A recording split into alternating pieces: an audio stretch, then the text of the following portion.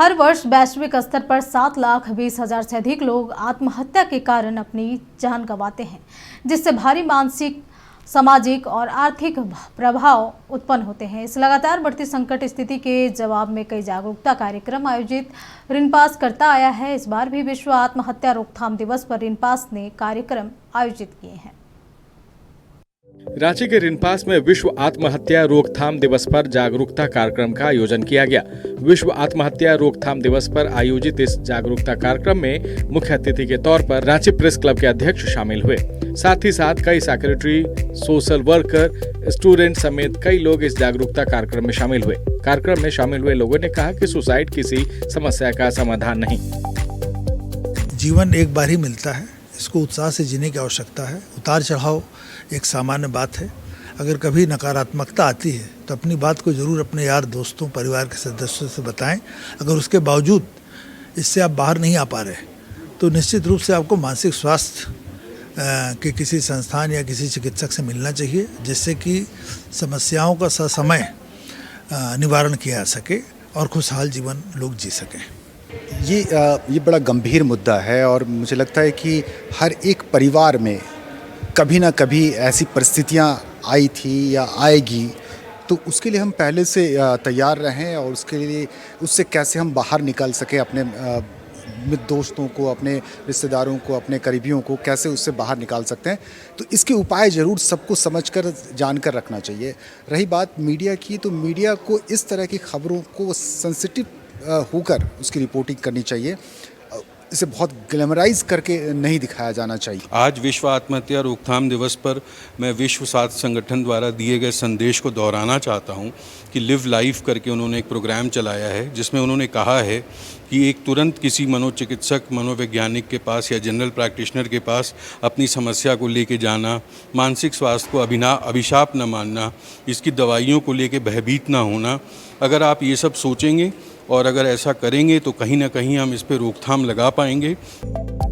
कार्यक्रम में मीडिया के माध्यम से समाज में जागरूकता बढ़ाना और आत्महत्या विषयक सकारात्मक और संवेदनशील संवाद को प्रोत्साहित करने पर विस्तृत रूप से चर्चा की गई।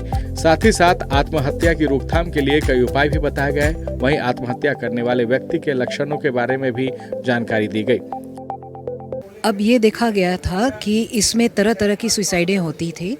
ओवर टाइम अभी इंडियन ये है कि सुसाइड रेट जो है ना, वो स्टूडेंट्स का 4% एनुअली बढ़ते जा रहा है और रेट जो है इंडिया का वो 18.9 1990 से लेके 2021 में 13.0 हो गया है।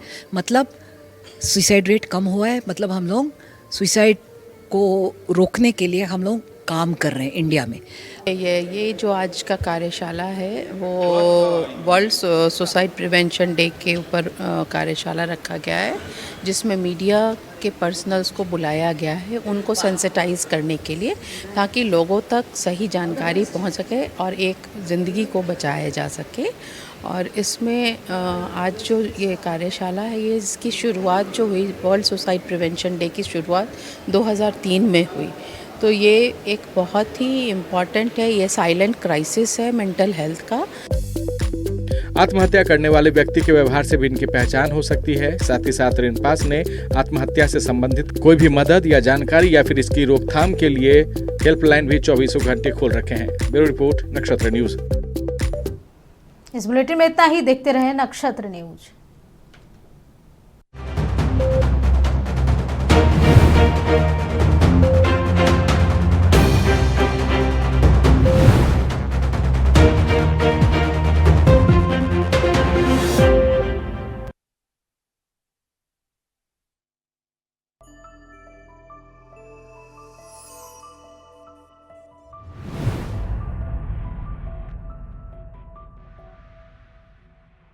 भारत का सबसे भरोसेमंद Saluja gold TMT bars. Saluja gold TMT. अब सही पकड़े हो कॉन्ट्रैक्टर बाबू, मजबूती सब कुछ है। 2016 बैच के आईपीएस अधिकारी राजकुमार मेहता जी।